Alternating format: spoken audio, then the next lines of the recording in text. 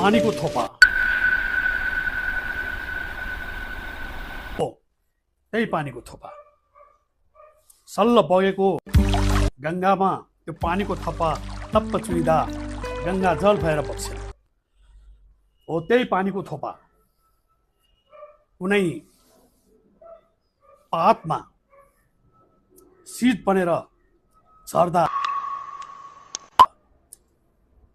मोती झैँ चम्किन्छ। हो त्यही पानीको थोपा नालीमा गिर्छ नि,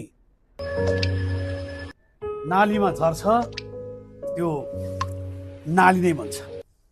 त्यस कारणले मान्छेको जिन्दगी पनि कस्तो बनाउने त्यो आफ्नै हातमा छ।